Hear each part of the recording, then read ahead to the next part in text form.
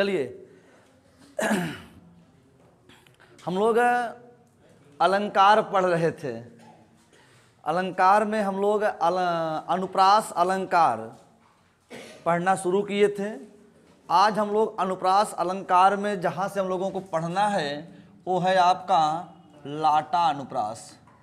लाटा अनुप्रास दिखाई दे रहा है सबको? लाटा अनुप्रास सारी चीज़ें कल ही हम सब कुछ समझा दिए थे आपको कि लाटा अनुप्रास क्या होता है, अंत्यानुप्रास क्या होता है, वृत्त्यानुप्रास क्या होता है। तो आज हम पहले उतनी चीज़ों को लिख लेते हैं 5-7 मिनट के अंदर। उसके बाद तुरंत हम लोग फिर क्या करेंगे, यमक अलंकार पढ़ेंगे। यमक अलंकार बहुत ही इम्पॉर्टेंट है, बहुत ही अच्छा है, मतलब कि पूरी तरह से रुचिकर है, आपके हृदय को प्रिय लगने वाला है। तो चलिए बनाइए लाटा अनुप्रास हम लोग लिख लेते हैं। लिखिएगा, लाटा अनुप्रास को शब्दा अनुप्रास भी कहते हैं।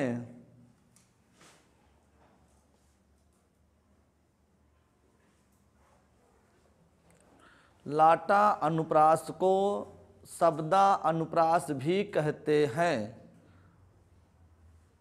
नीचे से लिखिए, जहां जहां किसी शब्द या वाक्य की आवृत्ति हो, किसी शब्द या वाक्य की आवृत्ति हो जिसका एक ही अर्थ होता है, एक ही अर्थ होता है, किंतु अन्वय करने पर अन्वय,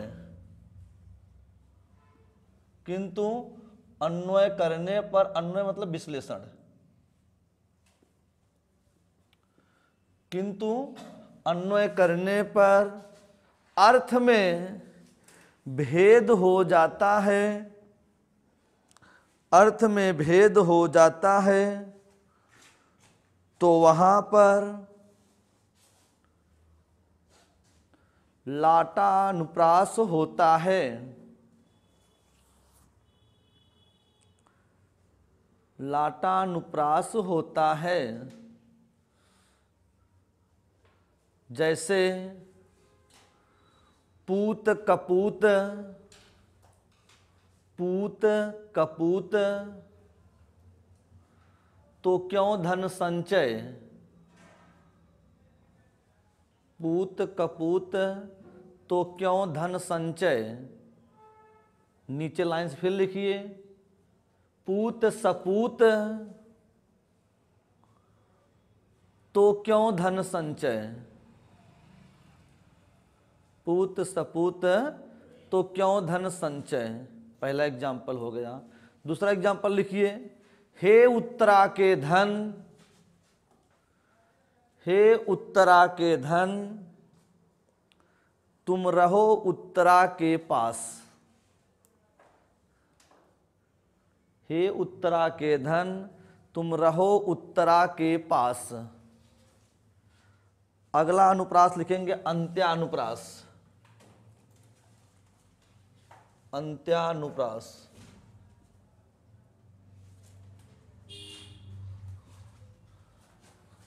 अंत्यानुप्रास देखिए, जहां पद्य के प्रत्येक चरण के अंत में,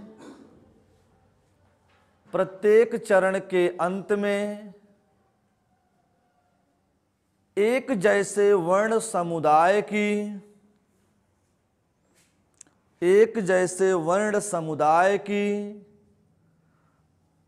आवृत्ति होती है,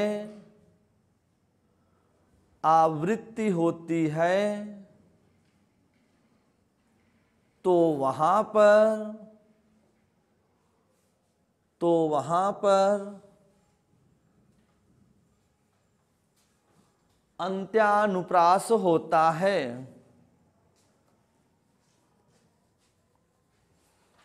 जैसे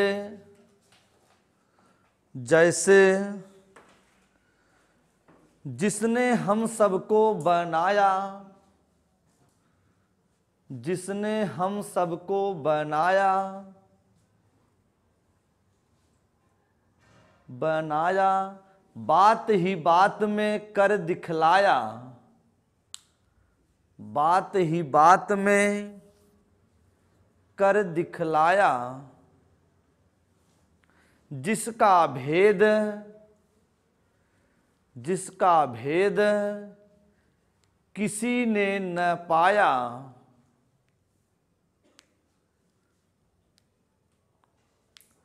किसी ने न पाया। देखिए सबके अंत में या आ रहा है कि नहीं आ रहा है, वही तो बताएं। एक जैसे वर्ण समुदाय की आवृत्ति हो कि जिसने हम सबको बनाया या उसका भेद किसी ने पाया। बात समझ पा रहे हैं? तो दूसरा एग्जांपल लिखिए। देखिए जितने भी गाने होते हैं जिसमें एक जैसे तुक मिलेंगे आपके, सब इसके अंतर्गत आएंगे। बातें समझ पा रहे हो? बताइएगा। जितने भी गाने हैं वो सब इसके अंतर्गत आते हैं। जितने भी चौपाई हैं आपके, इसके अंतर्गत आपके अधिकतर आ जाते हैं। जैसे दूसरा लिखिए, कहत नटत रीझत खिझत, कहत नटत रीझत खिझत,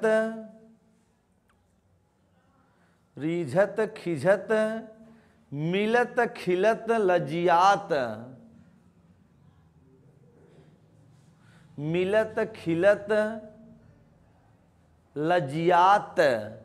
देखिए त आ रहा, दोनों आ रहा है ना। कहत नटत रीझत खिझत त आया, और मिलत खिलत लजियात। बातें समझ गए? जितने भी होंगे, जैसे हम कह दें, क्या तुम्हें पता है ऐ गुलशन मेरे दिल बर आने वाले हैं, कलियां न बिछाना राहों में हम दिल को बिछाने वाले हैं। देखिए है ना। सोचिए इतना बड़ा दिल हो गया है, पूरा रास्ता में दिल बिछ जाता बा। ठीक है, पूरा रास्ता भरे में। तो ऐसे ऐसे बात बता देते हैं लोग। तो अगला होगा आपका श्रुत्या अनुप्रास।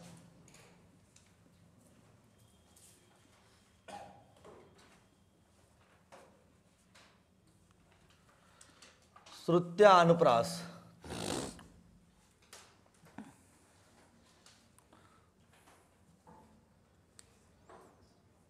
देखिए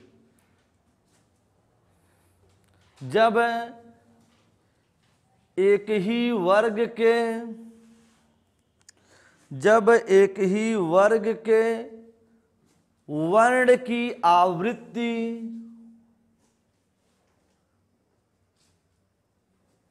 जब एक ही वर्ग के वर्ण की आवृत्ति होती है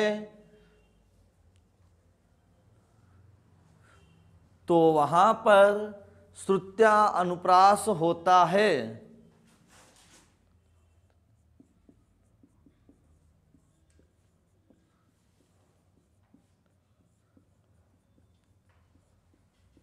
जैसे दीनांत थे दीननाथ डूबते,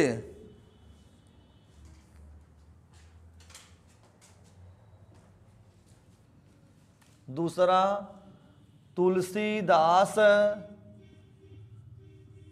सीदत निस्दिन। यहां देखिएगा,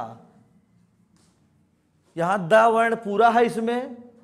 देखिए त वर्ग का, त वर्ग के अंतर्गत 5 वर्ण आते हैं, त थ द ध न। तो देखिए द भी आ गया, न भी आ गया, त भी आ गया, फिर थ भी, फिर द भी, फिर न भी, न थ। केवल 2 वर्ण यही छोड़ दीजिए न, बाकी त वर्ग के सारे वर्ण हैं। अधिकतर वर्ण प्रयोग हुए हैं कि नहीं हुए हैं? हुए हैं। इसमें देखिए त वर्ग का त आ गया, और क्या आ गया? द आ गया, फिर द आ गया, त आ गया, न आ गया, द आ गया, न आ गया। अधिकतर बार प्रयोग हुआ है ना। और जब एक ही वर्ग के वर्ण की आवृत्ति होती है तो उसे ही क्या कहते हैं हम लोग? श्रुत्यानुप्रास कहते हैं। बातें समझ पा रहे हैं? जैसे कल एग्जाम्पल आपको बतलाए थे हम गाने के माध्यम से कि दीदी तेरा देवर दीवाना। हिंदी में क्वेश्चन पूछता है, आप लोग बचपन में करके आए होंगे, रिक्त स्थान की पूर्ति कीजिए, पढ़े हैं ना, रिक्त स्थान की पूर्ति कीजिए। वहां पूछता था कि दीदी तेरा देवर दीवाना डैश डैश डैश ना। अब चाहे जो भरिए, ठीक है, वो आपके ऊपर है। तो अब हम लोग शुरू करेंगे इसके बाद यमक अलंकार। अनुप्रास के अंतर्गत हम लोगों ने पढ़ा, आइए हम लोग यमक अलंकार के बारे में पढ़ते हैं।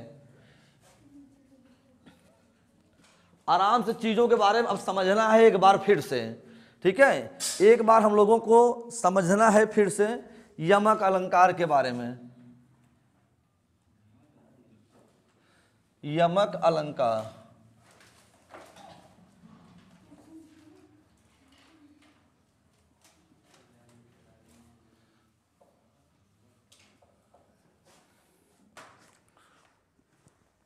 जैसे देखिए क्या होता है यमक अलंकार।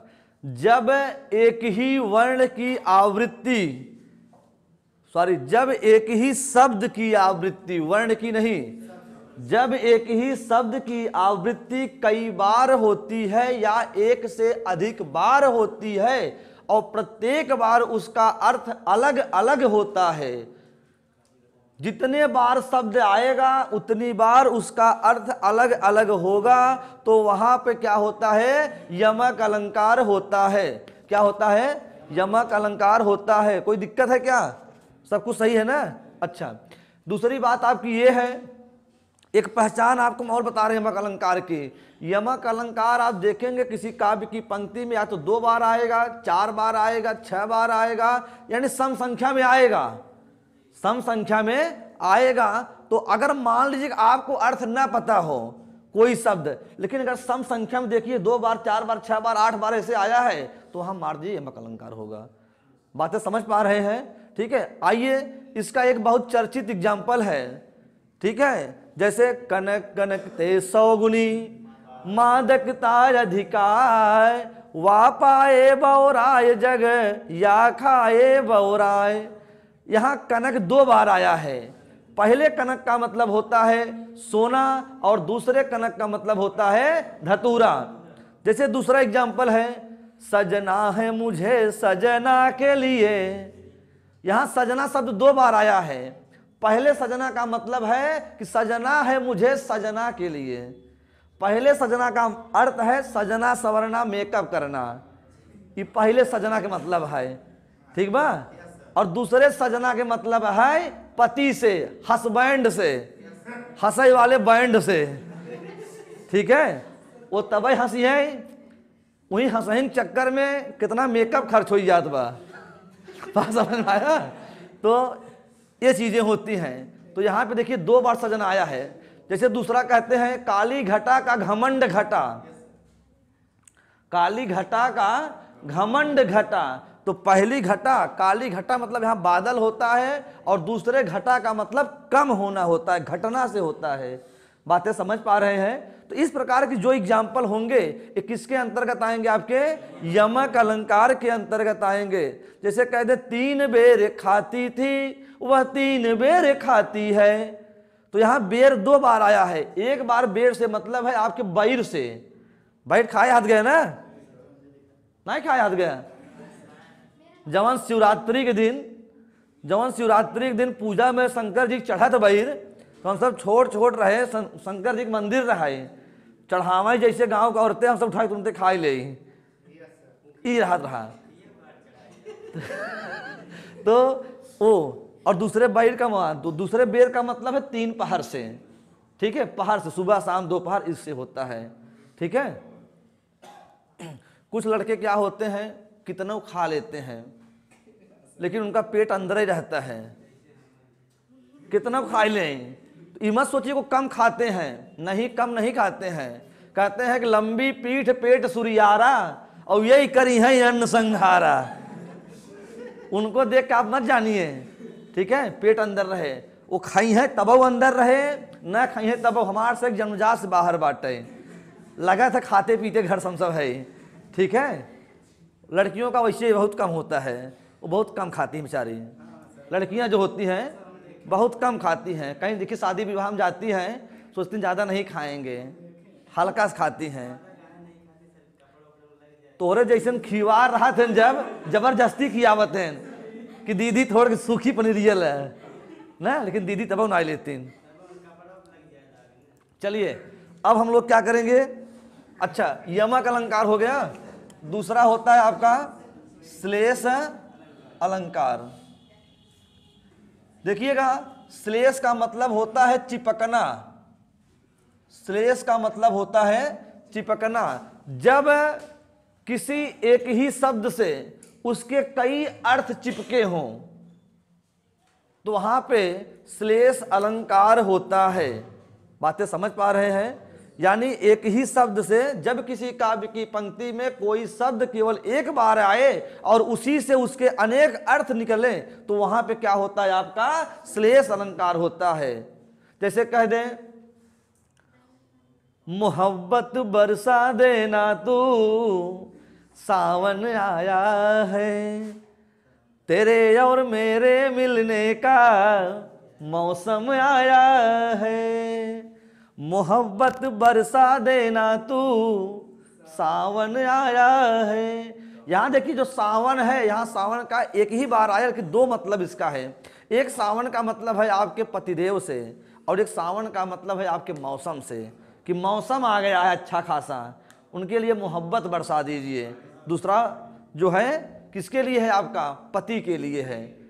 जो दूसरा एग्जाम्पल है, रहीमन पानी राखिए, बिनु पानी सब सून, पानी गए न उबरे, मोती मानुष चून। यहाँ पानी शब्द एक ही बार आया है। जो पानी शब्द है उसका मोती के लिए अलग अर्थ दे रहा है, मनुष्य के लिए अलग अर्थ दे रहा है और चून के लिए अलग अर्थ दे रहा है। यानी अगर हम बात करें, यहाँ अगर हम बात करें पानी का अर्थ, पानी का अर्थ मोती के लिए बंधु, मोती के लिए पानी का मतलब है चमक। क्या है? मानुष, मानुष मतलब मनुष्य, मनुष्य के लिए इज्जत, मनुष्य के लिए इज्जत। और चून का मतलब होता है यहाँ पे चून के लिए जल से, मतलब समझ पा रहे हैं ना। यानी कहें रहीमन पानी राखिए, बिन पानी सब सून। रहीमदास जी कहते हैं अपनी इज्जत बचा के रखिए, बिना पानी के सब सूना सूना है। कहें पानी गए न उबरे, कहें जैसे पानी गए न उबरे, मोती मानुष चून। अगर मोती से उसका पानी चला जाए, उसका चमक चला जाए तो मोती कौनो वैल्यू होत है न होए। अगर आदमी की इज्जत चली जाए तो आदमी कितना पैसा वाला रहे, ओकर इज्जत फिर आए न लौट के आए, कि पैसा दे इज्जत खरीद उठे न। आदमी की इज्जत जब चली जाती है तो इज्जत ना होते। उसी प्रकार कह रहे हैं चूना में, अगर चून में चाहे खाने वाला चूना हो चाहे पेंट करने वाला चूना हो, अगर उसका पानी सूख जाता है तो का उस चूना कोनो काम के होत है ना होते हैं। तो देखिए पानी का तीन अर्थ निकल रहा है। बातें समझ पा रहे हैं? जैसे कहें रावण सिर सरोज बनचारी, और चली रघुबीर सिली मुखधारी। यहाँ सिली मुख का दो अर्थ है, एक बाण से और दूसरा भ्रमर से। बातें समझ पा रहे हैं? तो यहाँ दो अर्थ आ रहा है सिली मुख का। तो इस प्रकार जहां एक शब्द से उसके कई अर्थ चिपके होते हैं तो वहां पे कौन सा अलंकार होता है बाबू? कौन सा होता है? बातें समझ पा रहे हैं? ठीक है। अब बात आते हैं, हम लोग अनुप्रास पढ़े, हम लोग श्लेष को पढ़े, समझे, हम लोग यमक को पढ़े। अब जो हम लोगों का आता है चौथा नंबर क्या होता है आपका? वक्रोक्ति। दिखाई दे रहा है यहाँ पे? कोई दिक्कत तो नहीं है ना? बताइएगा। वक्रोक्ति अलंकार,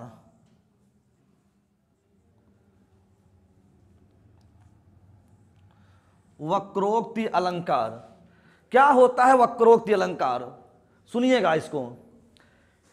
जब किसी व्यक्ति द्वारा कही हुई बात को दूसरा व्यक्ति जानबूझकर दूसरा अर्थ निकाल ले तो उसे ही वक्रोक्ति अलंकार कहते हैं। मान लीजिए कि हम कहें कुछ आपसे, लेकिन आप उसका जानबूझ करके दूसरा मतलब निकाल लें, तो वहां पे क्या होता है? वक्रोक्ति होता है। जैसे एक बार श्री कृष्ण भगवान, आप जानते हैं राधा जी से बहुत गहरी दोस्ती थी श्री कृष्ण भगवान का। कोई बात पे राधा जी रूठ गई, फोन वोन किए, नहीं उठाई राधा जी। कोई बात तो बोली, रूठ गई। अब फोन बेचारू करत बाटेन, लेकिन उठौते ही नहीं हैं, घंटी घंटी बजत वैसे ही। तो घबराई गए श्री कृष्ण भगवान, कहें आखिर का ऐसा दिक्कत हो जवन बाटे रूठ गई, आयन जवन बाटे। राधा जी घरे पहुंची हैं। राधा जी अपने घरे के अंदर बैठी हैं, रोटी वोटी बनवत हुई हैं या कुछ करत हो, मोबाइल चलावत हो, रील्स देखत रही राधा जी। कृष्ण भगवान आयन किवाड़ी ऐसे पीटेन,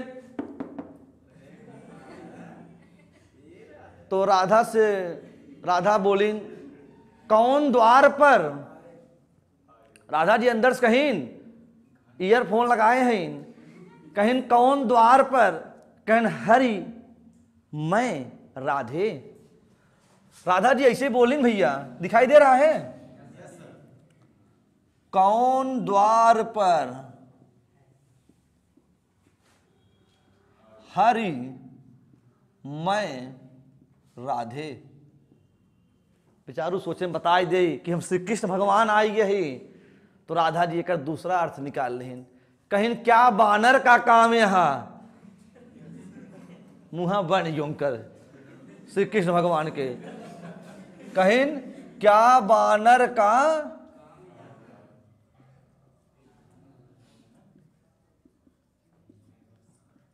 बेचारू बतावे चाहें कि हम हरि है श्री कृष्ण भगवान। हरि का मतलब दो ही अर्थ बाटे, बात समझ में आई ना? इनका एक बानर हो थे कर मतलब कहो थे के श्री कृष्ण, ये तो बतावे चाहे का, लेकिन वो जानत है श्री कृष्ण भगवान है, लेकिन जान के मजा लेत बाटे। बेचारू उदास हो गए, चेहरा उतर ही गए, हाँ सोचा ही लागे ऐसन का हो गए। हाँ कहें कि बड़िया खोला, लेकिन खोलता ही नहीं है नो। बात समझ में आए? तो फिर बेचारू लौट ही आए। एक दिन चला, 2 दिन चला, फिर एक दिन फोन लगावत है, फोन ना उठत बाटे, बड़ा चिंता में बाटे। फिर भैया का कहें, फिर आयन, फिर राधा जी अंदर रहें, फिर हुए हाल के हैं। सोचें अब की दाएँ हरि न कहा भाई, हरि कहा तो बानर समझ लेथिन हो। फिर आए, फिर पूछिन को हो तुम, इत आए कहाँ? राधा जी अंदर से कहें, राधा जी का आवाज हमारी ना रहे, मोटी के पतली आवाज रहे, एकदम बढ़िया मीठी आवाज न। कहें को हो तुम, को हो तुम? समझ रहा का तू?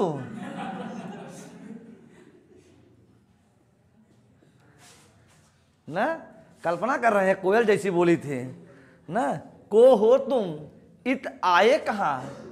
तो राधा जी पूछती हैं, तो श्री कृष्ण भगवान कहते हैं घनश्याम, घनश्याम हूं।